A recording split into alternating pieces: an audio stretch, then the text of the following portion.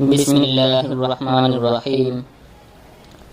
حضرت برا بن عازب رضی اللہ عنہ سے روایت ہے کہ ہم لوگ نبی کریم صلی اللہ علیہ وسلم کے ساتھ ایک انصاری صحابی کے جنازے میں قبرستان گئے۔ جب ہم قبر کے پاس پہنچے جو کہ ابھی کھودی نہیں گئی تھی، نبی کریم صلی اللہ علیہ وسلم وہاں قبر کی تیاری کے انتظار میں تشریف فرما ہوئے اور آپ کے ارد گرد ہم بھی اس طرح متوجہ ہو کر بیٹھ گئے گویا کہ ہمارے سروں پر پرندے بیٹھے ہو۔ آپ کے ہاتھ میں لکڑی تھی جس سے زمین کو کورید رہے تھے، جو کسی گہری سوچ کے وقت ہوتا ہے۔ پھر آپ صلی اللہ علیہ وسلم نے اپنا سر مبارک اٹھایا اور 2 یا 3 مرتبہ فرمایا، عذاب قبر سے اللہ تعالیٰ کی پناہ مانگو۔ پھر ارشاد فرمایا، اللہ کا مومن بندہ اس دنیا سے منتقل ہو کر عالم برزخ میں پہنچتا ہے، یعنی قبر میں دفن کر دیا جاتا ہے، تو اس کے پاس 2 فرشتے آتے ہیں، وہ اس کو بٹھاتے ہیں، پھر اس سے پوچھتے ہیں کہ تمہارا رب کون ہے؟ وہ کہتا ہے کہ میرا رب اللہ ہے۔ پھر پوچھتے ہیں تمہارا دین کیا ہے؟ وہ کہتا ہے میرا دین اسلام ہے۔ پھر پوچھتے ہیں کہ یہ آدمی جو تم میں نبی بنا کر بھیجے گئے تھے، یعنی حضرت محمد صلی اللہ علیہ وسلم، ان کے بارے میں تمہارا کیا خیال ہے؟ وہ کہتا ہے وہ اللہ تعالیٰ کے رسول ہے۔ فرشتے کہتے ہیں کہ تمہیں یہ بات کس نے بتائی، یعنی تمہیں ان کے رسول ہونے کا علم کس ذریعے سے ہوا ہے؟ وہ کہتا ہے کہ میں نے اللہ تعالیٰ کی کتاب پڑھی، اس پر ایمان لایا اور اس کو سچ مانا۔ اس کے بعد رسول اللہ صلی اللہ علیہ وسلم نے ارشاد فرمایا، مومن بندہ فرشتوں کے مذکورہ بالا سوالوں کے جواب میں جب اس طرح ٹھیک دے دیتا ہے تو ایک منادی آسمان سے ندا دیتا ہے، یعنی اللہ تعالیٰ کی طرف سے آسمان سے اعلان کرایا جاتا ہے کہ میرے بندے نے سچ کہا، لہذا اس کے لیے جنت کا بستر بچھا دو، اسے جنت کا لباس پہنا دو اور اس کے لیے جنت میں ایک دروازہ کھول دو۔ چنانچہ وہ دروازہ کھول دیا جاتا ہے اور اس سے جنت کی خوشگوار ہوائیں اور خوشبوئیں آتی رہتی ہے، اور قبر اس کے لیے حد نگاہ تک کھول دی جاتی ہے۔ یہ حال تو رسول اللہ صلی اللہ علیہ وسلم نے مرنے والے مومن کا بیان فرمایا۔ اس کے بعد آپ نے کافر کی موت کا ذکر کیا اور ارشاد فرمایا، مرنے کے بعد اس کی روح اس کے جسم سے لوٹائی جاتی ہے اور اس کے پاس بھی 2 فرشتے آتے ہیں، وہ اس کو بٹھاتے ہیں اور اس سے پوچھتے ہیں کہ تیرا رب کون ہے؟ وہ کہتا ہے ہائے افسوس میں کچھ نہیں جانتا۔ پھر فرشتے اس سے پوچھتے ہیں تیرا دین کیا تھا؟ وہ کہتا ہے ہائے افسوس میں کچھ نہیں جانتا۔ پھر فرشتے اس سے کہتے ہیں کہ یہ آدمی جو تمہارے اندر نبی کی حیثیت سے بھیجا گیا تھا، تمہارا اس کے بارے میں کیا خیال تھا؟ پھر بھی یہی کہتا ہے ہائے افسوس میں کچھ نہیں جانتا۔ اس سوال و جواب کے بعد آسمان سے ایک پکارنے والا اللہ تعالیٰ کی طرف سے پکارتا ہے، اس نے جھوٹ کہا، پھر اللہ تعالیٰ کی طرف سے ایک منادی آواز لگاتا ہے کہ اس کے لیے آگ کا بستر بچھا دو اور اسے آگ کا لباس پہنا دو، اس کے لیے دوزخ کا ایک دروازہ کھول دو۔ چنانچہ یہ سب کچھ کر دیا جاتا ہے۔ رسول اللہ صلی اللہ علیہ وسلم نے ارشاد فرماتے ہوئے کہا، دوزخ کے اس دروازے سے دوزخ کی گرمی اور جلانے والی ہوائیں اس کے پاس آتی رہتی ہے، اور قبر اس پر اتنی تنگ کر دی جاتی ہے کہ اس کی وجہ سے اس کی پسلیاں ایک دوسرے میں گھس جاتی ہے۔ میرے دوستو، بزرگوں، بھائیوں، آج کا یہ سبق سوچنے اور سمجھنے کے لیے ہے کہ دیکھو، جو بندہ مومن ہوتا ہے اس کے لیے اللہ تعالیٰ نے کتنا اچھا انتظام کیا۔ اور یہ آپ نے سنا ہے کہ جو بندہ کافر تھا اس کے لیے بستر بھی آگ کا ہوگا اور لباس بھی آگ کا ہوگا، اور اس کی قبر اتنی تنگ کر دی جائے گی کہ اس کی پسلیاں میں پسلیاں گر جائے گی، اور ایک گیٹ جہنم کی آگ کا کھول دیا جائے گا جس میں کہ اس میں گرمی آتی رہے گی، آگ اس کو جلاتی اور جھنجلاتی رہے گی۔ تو اس لیے میرے دوستو، بزرگوں، بھائیوں، آپ 5 وقت کے پابند نمازی بنیں۔ السلام علیکم ورحمۃ اللہ۔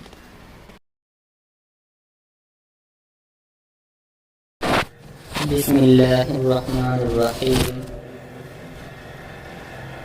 اللہ تعالیٰ کا ارشاد ہے، لوگوں اپنے رب سے ڈرو، یقیناً قیامت کا زلزلہ بڑا ہولناک ہوگا۔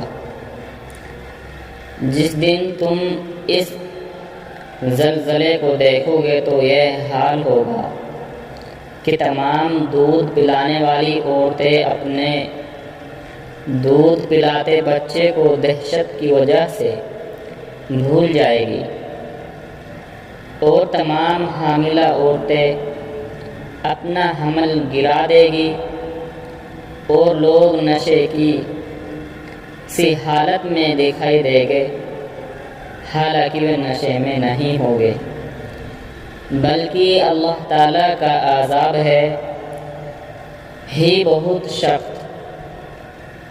اللہ تعالیٰ کا عذاب ہے ہی بہت سخت، جس کی وجہ سے وہ مدہوش نظر آئیں گے۔ اللہ تعالیٰ کا ارشاد ہے، اس دن یعنی قیامت کے دن کوئی دوست کسی دوست کو نہیں پوچھے گا، باوجود اس کے بعد ایک دوسرے کو دکھا دیے جائیں گے، یعنی ایک دوسرے کو دیکھ رہے ہوں گے۔ اس روز مجرم اس بات کی تمنا کرے گا کہ عذاب سے چھوٹنے کے لیے اپنے بیٹوں کو، بیوی کو، بھائی کو اور خاندان کو جن میں وہ رہتا تھا اور تمام اہل زمین کو اپنے فدیہ میں دے دے، اور یہ فدیہ دے کر اپنے آپ کو چھڑا لے، یہ ہرگز نہیں ہوگا۔ اللہ تعالیٰ کا ارشاد ہے، جو کچھ یہ ظالم لوگ کر رہے ہیں ان سے اللہ تعالیٰ کو فوری پکڑ نہ کرنے کی وجہ سے بے خبر ہرگز نہ سمجھو، کیونکہ ان کو اللہ تعالیٰ نے صرف اس دن تک کے لیے مہلت دے رکھی ہے جس دن ہیبت سے ان کی آنکھیں پھٹی کی پھٹی رہ جائے گی، اور وہ حساب کی جگہ کی طرف سر اٹھائے ہوئے دوڑے جا رہے ہوں گے، اور آنکھوں کی ایسی ٹک ٹکی بندھے گی کی آنکھ جھپکے گی نہیں، اور ان کے دل بالکل بدحواس ہو گئے۔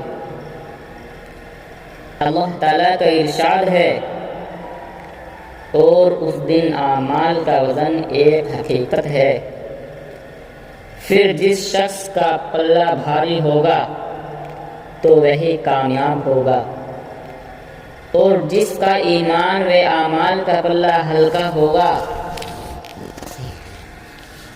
تو یہ لوگ جنہوں نے اپنا نقصان کیا اس لیے کہ وہ ہماری آیتوں کا انکار کرتے تھے۔ اللہ تعالیٰ کا ارشاد ہے، اچھے عمل کرنے والوں کے لیے جنت میں ہمیشہ رہنے کے باغ ہوگے، جس میں وہ لوگ داخل ہوگے، اور ان کو سونے کے کنگن اور موتی پہنائے جائیں گے، اور ان کا لباس ریشم کا ہوگا، اور وہ ان باغوں میں داخل ہو کر کہیں گے کہ اللہ تعالیٰ کا لاکھ لاکھ شکر ہے، جس نے ہمیشہ کے لیے ہر قسم کا رنج و غم دور کیا۔ بے شک ہمارے رب بڑے بخشنے والے ہیں اور بڑے قدرتا ہے، جنہوں نے ہمیں ہمیشہ رہنے کے مقام میں داخل کیا، جہاں نہ ہم کو کوئی تکلیف پہنچتی ہے، نہ ہی کسی قسم کی تھکاوٹ پہنچتی ہے۔ اللہ تعالیٰ کا ارشاد ہے، بے شک اللہ تعالیٰ سے ڈرنے والے پر امن و کام میں ہوگے، امن مقام میں ہوگے، یعنی باغوں اور نہروں میں وہ لوگ باریک اور موٹا ریشم پہنے ہوئے ایک دوسرے کے آمنے سامنے بیٹھے ہوگے۔ یہ سب باتیں اسی طرح ہوگی، اور ہم ان کا نکاح گوری اور بڑی آنکھوں والی حوروں سے کر دیں گے، وہ اطمینان سے ہر قسم کے میوے منگوا رہے ہوگے، وہاں سوائے اس موت کے جو دنیا میں آ چکی تھی، دوبارہ موت کا ذائقہ بھی نہ چکھیں گے، اور اللہ تعالیٰ ان ڈرنے والوں کو دوزخ کے عذاب سے محفوظ رکھیں گے۔ یہ سب کچھ ان کو آپ کے رب کے فضل سے ملا، بڑی کامیابی یہی ہے کہ ہم رسول اللہ صلی اللہ علیہ وسلم کے ساتھ 7 آدمی تھے، میں بھی ان میں شامل تھا۔ ہمیں کھانے کو صرف پیڑ کے پتے ملتے تھے، جن کو لگاتار کھانے کی وجہ سے ہمارے جبڑے بھی گھائل ہو گئے تھے۔ مجھے ایک چادر مل گئی تو میں نے اس کے 2 ٹکڑے کیے۔ بسم اللہ الرحمن الرحیم۔ حضرت ابن عباس رضی اللہ عنہما روایت کرتے ہیں کہ حضرت ابو بکر رضی اللہ عنہ نے عرض کیا، اے اللہ کے رسول صلی اللہ علیہ وسلم، آپ پر بڑھاپا آ گیا۔ آپ صلی اللہ علیہ وسلم نے ارشاد فرمایا، مجھے سورہ ہود، سورہ واقعہ، سورہ مرسلات، سورہ سورہ عما یتساءلون اور سورہ اذا الشمس کورت نے بوڑھا کر دیا۔ فائدہ: بوڑھا اس لیے کر دیا کہ ان صورتوں میں قیامت اور آخرت اور مجرموں پر اللہ تعالیٰ کے عذاب کا بڑا بھیانک دل دہلانے والا بیان ہے۔ حضرت خالد بن عمیر ادوی رضی اللہ عنہ روایت کرتے ہیں کہ حضرت عتبہ بن غزوان رضی اللہ عنہ نے ہم لوگوں میں بیان کیا۔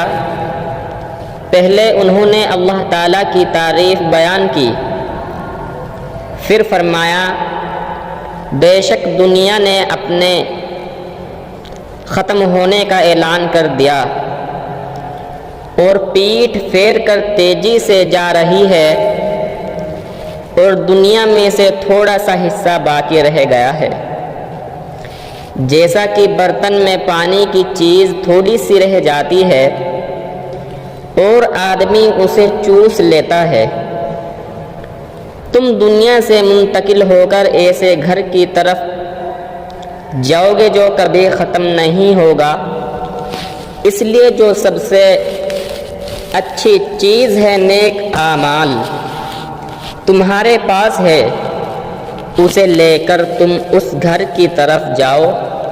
ہمیں یہ بتایا گیا ہے کہ جہنم کے کنارے سے ایک پتھر پھینکا جائے گا جو 70 سال تک جہنم میں گرتا رہے گا، لیکن پھر گہرائی تک نہیں پہنچ سکے گا۔ اللہ تعالیٰ کی قسم، یہ جہنم بھی ایک دن انسانوں سے بھر جائے گی۔ کیا تمہیں اس بات پر حیرت ہے؟ اور ہمیں یہ بھی بتایا گیا ہے کہ جنت کے دروازے کے 2 پارٹوں کے بیچ 40 سال کا فاصلہ ہے، لیکن ایک دن ایسا آئے گا کہ جنتیوں کی بھیڑ کی وجہ سے اتنا چوڑا دروازہ بھی بھرا ہوا ہوگا۔ میں نے وہ زمانہ بھی دیکھا ہے کہ ہم رسول اللہ صلی اللہ علیہ وسلم کے ساتھ 7 آدمی تھے، میں بھی ان میں شامل تھا۔ ہمیں کھانے کو صرف پیڑ کے پتے ملتے تھے، جن کو لگاتار کھانے کی وجہ سے ہمارے جبڑے بھی گھائل ہو گئے تھے۔ مجھے ایک چادر مل گئی تو میں نے اس کے 2 ٹکڑے کیے، آدھے کی میں نے لنگی بنا لی اور آدھے کی اسعد بن مالک نے لنگی بنا لی۔ آج ہم میں سے ہر ایک کسی نہ کسی شہر کا گورنر بنا ہوا ہے۔ میں اس بات سے اللہ تعالیٰ کی پناہ چاہتا ہوں کہ میں اپنی نگاہ میں تو بڑا بنوں اور اللہ تعالیٰ کی نگاہ میں چھوٹا ہوں۔ نبوت کا طریقہ ختم ہوتا جا رہا ہے اور اس کی جگہ بادشاہت نے لے لی ہے۔ ہمارے بعد تم دوسرے گورنروں کا تجربہ کر لو گے۔ حضرت عائشہ رضی اللہ عنہا روایت کرتی ہے کہ جب بھی رسول اللہ صلی اللہ علیہ وسلم میرے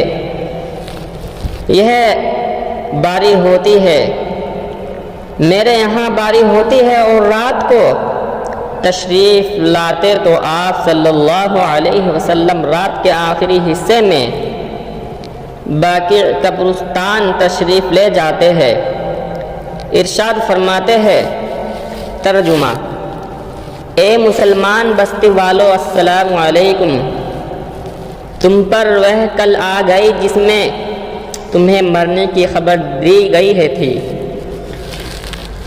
تم پر وہ کل آ چکی ہے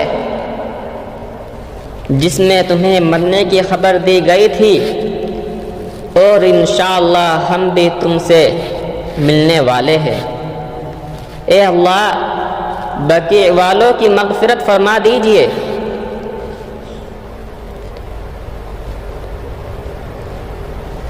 حضرت مستورد بن شداد رضی اللہ عنہ فرماتے ہیں کہ رسول اللہ صلی اللہ علیہ وسلم نے ارشاد فرمایا، اللہ تعالیٰ کی قسم، دنیا کی مثال آخرت کے مقابلے میں ایسی ہے جیسے تم میں سے کوئی آدمی اپنی انگلی دریا میں ڈال کر نکال لے، پھر دیکھے کہ پانی کی کتنی مقدار انگلی پر لگی ہوئی ہے، یعنی جس طرح انگلی پر لگا ہوا ہے پانی دریا کے مقابلے میں بہت تھوڑا ہے، ایسے ہی دنیا کی زندگی آخرت کے مقابلے میں بہت تھوڑی ہے۔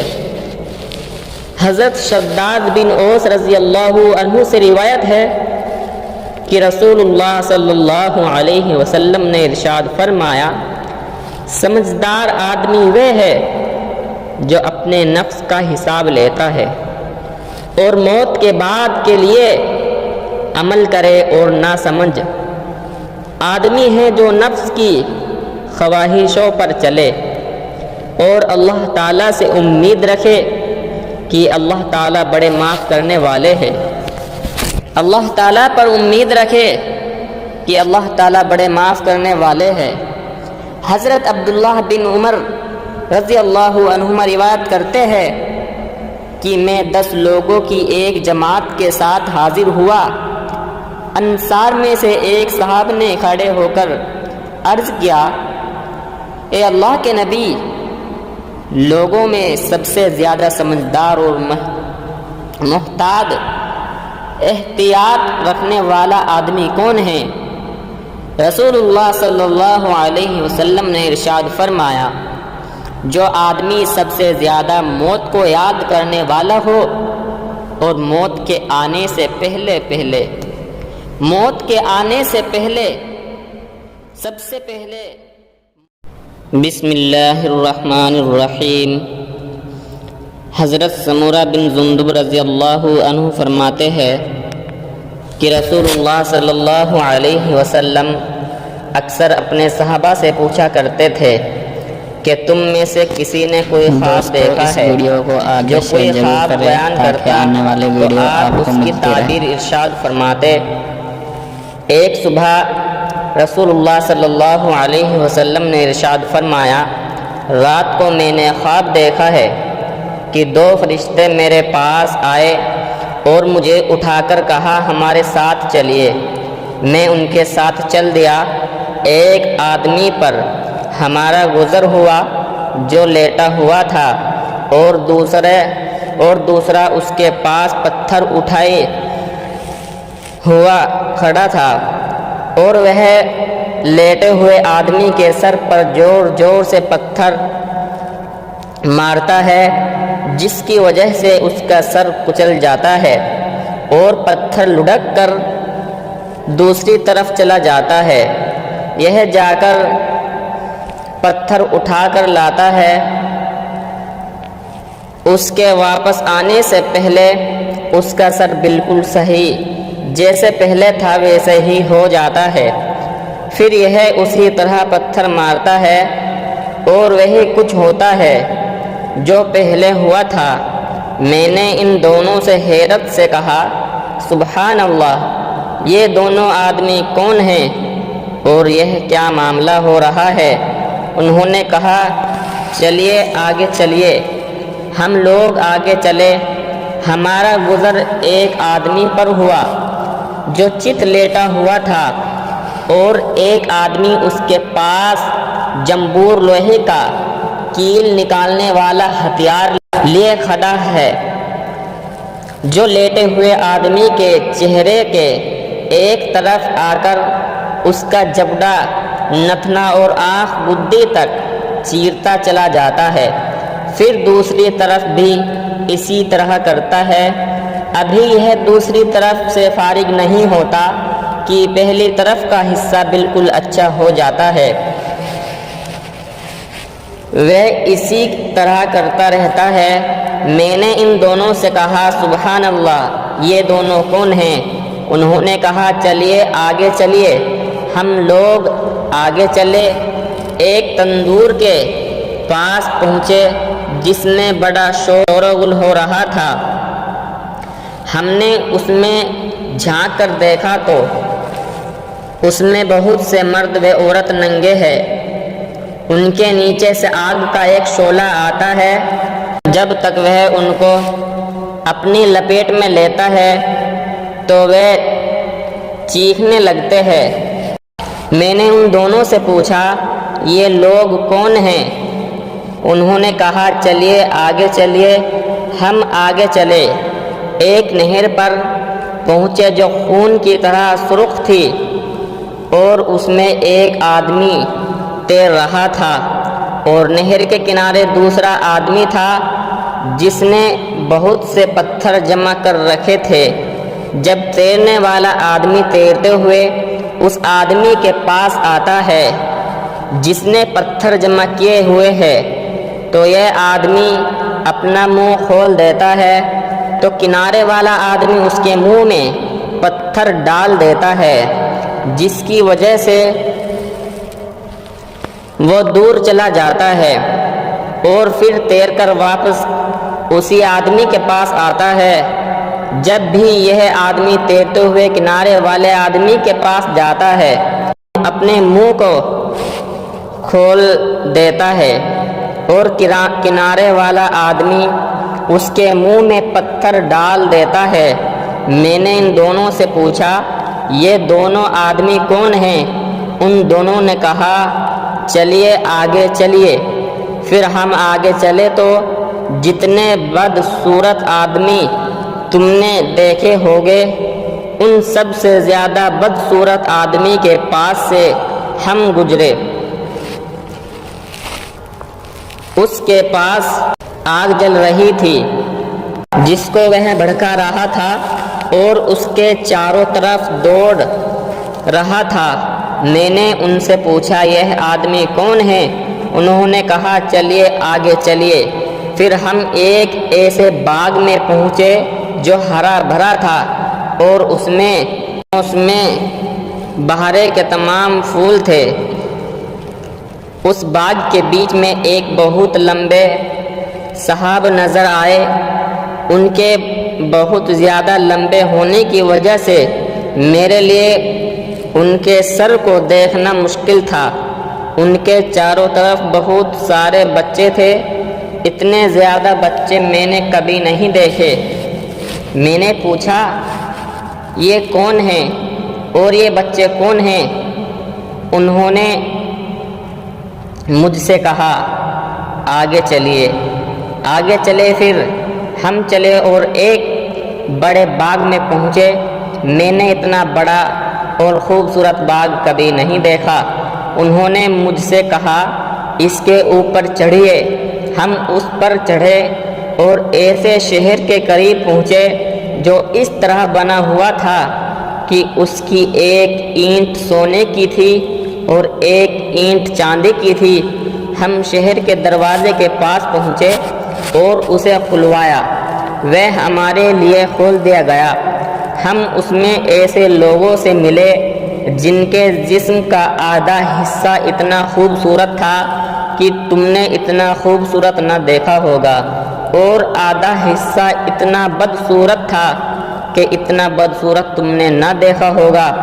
ان دونوں فرشتوں نے ان لوگوں سے کہا کہ جاؤ، ان نہر میں کود جاؤ۔ میں نے دیکھا سامنے ایک چوڑی نہر بہہ رہی ہے جس کا پانی دودھ جیسا سفید ہے۔ وہ لوگ اس میں کود گئے۔ پھر جب وہ ہمارے پاس واپس آئے تو ان کی بدصورتی ختم ہو چکی تھی اور وہ بہت خوبصورت ہو چکے تھے۔ دونوں فرشتوں نے مجھ سے کہا، یہ جنت عدن ہے اور یہ آپ کا گھر ہے۔ میری نظر اوپر اٹھی تو میں نے سفید بادل کی طرح ایک محل دیکھا۔ انہوں نے کہا، یہ آپ کا گھر ہے۔ میں نے ان سے کہا، بارک اللہ فیکما، اللہ تم دونوں میں برکت دے۔ مجھے چھوڑو، میں اس کے اندر جاؤں۔ انہوں نے کہا، ابھی نہیں، لیکن بعد میں تشریف لے جائیں گے۔ میں نے ان سے پوچھا، آج رات میں نے عجیب چیز دیکھی ہے، یہ کیا ہے؟ انہوں نے مجھ سے کہا، اب ہم آپ کو بتاتے ہیں۔ پہلا آدمی جس کے پاس سے آپ کا گزر ہوا اور اس کا سر کچلا جا رہا ہے، اب ہم آپ کو بتاتے ہیں۔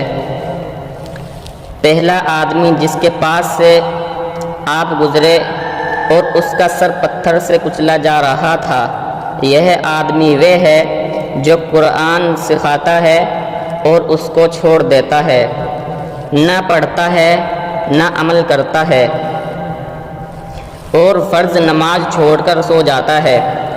دوسرا وہ آدمی ہے جس کے پاس سے آپ گزرے اور اس کے جبڑے نتنے اور آنکھ کو گدی تک چیرا جا رہا تھا۔ یہ وہ آدمی ہے جو صبح گھر سے نکل کر جھوٹ بولتا ہے اور وہ جھوٹ دنیا میں پھیل جاتا ہے۔ تیسرے وہ ننگے مرد اور عورتیں ہیں جنہیں تم نے تنور میں جلتے ہوئے دیکھا تھا۔ زنا کرنے والے مرد اور عورتیں ہیں۔ چوتھے وہ آدمی جس کے پاس سے آپ گزرے جو نہر میں تیر رہا تھا اور اس کے منہ میں پتھر ڈالا جا رہا تھا، سود کھانے والا ہے۔ پانچواں وہ آدمی بدصورت آدمی جس کے پاس سے آپ گزرے جو آگ جلا رہا تھا اور اس کے چاروں طرف دوڑ رہا تھا۔ جہنم کا دروغہ ہے جس کا نام مالک ہے۔ چھٹے ہوئے صاحب جو باغ میں تھے حضرت ابراہیم علیہ السلام ہیں، اور وہ بچے جو ان کے چاروں طرف تھے، یہ وہ ہے جو بچپن میں ایک فطرت اسلام پر مر گئے ہیں۔ اس پر کسی صحابی نے پوچھا، اے اللہ کے رسول صلی اللہ علیہ وسلم، مشرکوں کے بچوں کا کیا ہوگا؟ آپ صلی اللہ علیہ وسلم نے ارشاد فرمایا، مشرکوں کے بچے بھی وہی تھے جو وہ لوگ جس کا آدھا جسم خوبصورت اور آدھا جسم بدصورت تھا۔ یہ وہ لوگ تھے جنہوں نے اچھے عمل کے ساتھ برے عمل کیے، اللہ تعالیٰ نے ان کے گناہ معاف کر دیے۔ دوستو دیکھو ماشاءاللہ آج آپ نے بہت اچھی بات سنی ہے، اس لیے کہ آپ ان بات پر عمل کریں اور اسی ویڈیو کو آگے شیئر کریں تاکہ دوسروں کو بھی سمجھ جاتا ہو۔ بسم اللہ الرحمن الرحیم۔